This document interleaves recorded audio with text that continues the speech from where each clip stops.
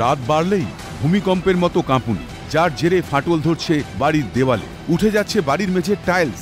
এমনই অদ্ভুত কাণ্ড দুর্গাপুরের কাঁকসার মলানদিঘি গ্রাম পঞ্চায়েত এলাকার বেশ কিছু অংশের বাড়িতে। কিন্তু কেন এমন অবস্থা?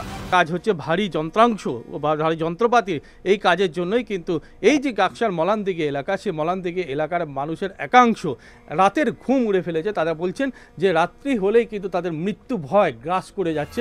অভিযোগ, মলানদিঘির একটি বেসরকারি গ্যাস উত্তোলনকারী সংস্থায় ভারী যন্ত্রাংশ দিয়ে কাজকর্মের জেরেই এই বিপত্তি ঘটছে। যন্ত্রাংশের তীব্র আওয়াজে বাড়িতে ফাটল ধরছে, এমনকি জানালা দরজা পিলারেও ফাটলের দাগ স্পষ্ট।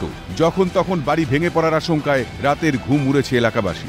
কি হয় তখন? খুব ঘরগুলো কাঁপে, দরজা কাঁপে, মনে হয় বিছানায় শুয়ে থাকলে মনে হবে শরীরটা কাঁপছে থরথর করে। কিসের জন্য হয় এটা? ওইটা ওই যে ওই গ্যাসের আওয়াজটা আসে। আর অনেকজনের বাড়িতে ফাটল দেখা দিচ্ছে, বাড়ি ভেঙে পড়ে যাবে। যাদের দুর্বল বাড়ি, তাদের বাড়ি ভেঙে পড়ে যাওয়ার অনেক সম্ভাবনা আছে। লাইট জ্বেলে দেখে পুরো টালিগুলা খাড়া খাড়া হয়ে গেছে, সারা ঘর। আওয়াজ দিয়ে কি আওয়াজ, কি গর্জন, বাপরে বাপ। দিনের পর দিন ধরে ক্ষতি হচ্ছে এলাকাবাসীর। কিছুই কি জানা নেই সংশ্লিষ্ট গ্যাস উত্তোলনকারী সংস্থার? বিষয়টি সম্পূর্ণ অস্বীকার করলেন গ্যাস উত্তোলনকারী সংস্থার আধিকারিক। আমরা তেমন কিছু করি না যার জন্য ওরকম ভাইব্রেশন হয়। আমাদের সবকিছু তো ফাঁকা মাঠের মধ্যে, আশেপাশে সেরকম কিছু ঘটে বা এমন তো কিছু করি না আমরা যে তার জন্য ভাইব্রেশনের লোকের ঘর ভেঙে যাবে।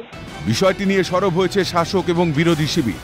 আমার মনে হয় নিরপেক্ষভাবে এটা একটা তদন্ত হওয়া দরকার এবং এসআর সঙ্গে কথা বলে যাতে উনি উপযুক্ত ক্ষতিপূরণ পান। যদি ওনাদের জন্য ক্ষতি হয় তো সেটা তার ব্যবস্থা করা উচিত।